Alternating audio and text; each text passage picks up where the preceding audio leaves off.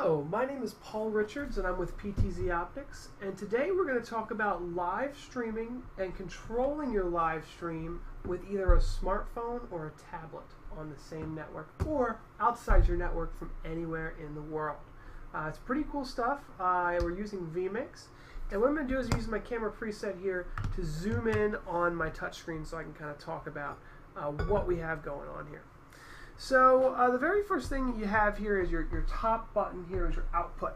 So if you want to switch, a lot of people have like pre-built channels, like here's channel 1 that has this overlay and that overlay and this thing here. Now let's just switch right over to 2. So the best way to do that is to have it queued up in your preview. So let's say you've got it queued up in your preview, and then you would hit one of these fades, so whether it's a cut, a slide, a wipe, or a cube zoom, and that would switch directly to your preview. I don't have anything set up for that, so I guess the best thing to do would be I could just switch to, I think I have number 8 is a YouTube thing. So what I'm going to do is here, if I click V8, what it's going to do is, oh, that's the preview. If I hit V8 right there, it's going to pull up that YouTube subscribe button there, which I have set to do it on a loop.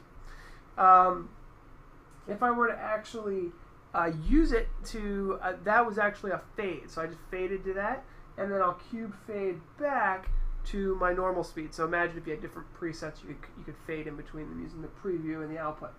Down here we have 1 through 4. These are our overlays.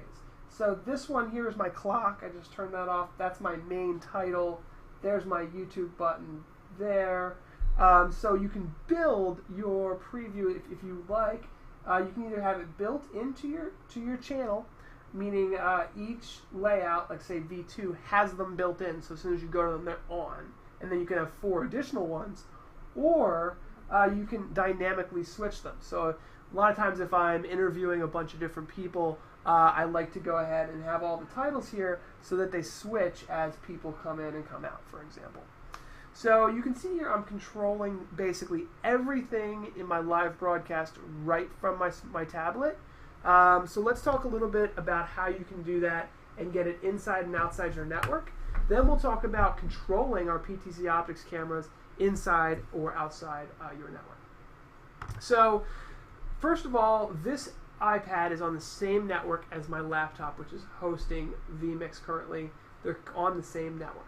So that means vMix, you can just enable the web shortcut, which is in the settings button area, and that'll give you an IP address. And so that's what I did here when I typed in the IP address of the to vMix on the same network. If they're outside the same network or there's a firewall in between, they're not going to get a connection. They're not going to see anything at all. So assuming they're on the same network, you don't have to do any networking, no configurations to your router or anything. It'll just work. Now, if you want to control the entire live stream from Tokyo and your vMix computer is in New York City, then what you need to do is you need to get an outside IP address dedicated to vMix. And the way to do that, there's a couple different ways. It's the same way that you can grab far-end camera control of our PTZOptics cameras outside your network. And we have that all documented on our blog. 7 different ways to gain far-end camera control of your camera. It's the same process if you're trying to gain far-end camera access to your live streaming control of vMix. The easiest way to do it is to set up a dynamic DNS, which is a service that you can purchase to actually create an IP address that'll never change. And a lot of people use that in the residential world because you're not given a static IP address. It always changes, and they never tell you when. So you can get a dynamic DNS that will allow you to have one place to go for that ever-changing IP address in your residential network, and you can be able to port forward this IP address outside of your network. The other way to do it is to have a static IP address. Most businesses have a static IP address, and you can go into your router and allow this IP address to the outside world.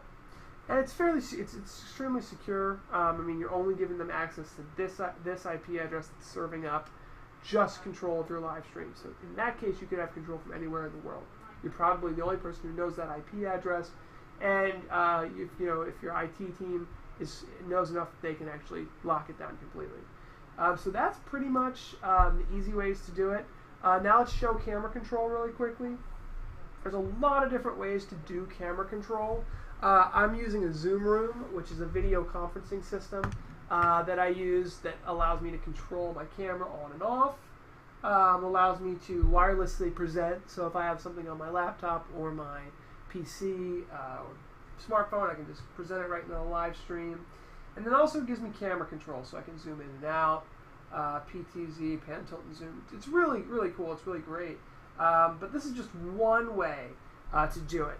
Every PTZOptics camera comes with a network jack that you can plug the camera into your network, and you can, again, just get an IP address off the camera. We've got a tool to find that IP address and set a static IP address in your network.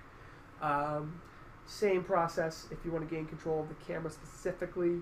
Our free software allows you to call presets, do a whole lot of tweaking with the camera depending on what you want to do there. We have open source control software that you can customize to be any interface that you'd like. And that's about it. So thank you for watching, and have a nice day.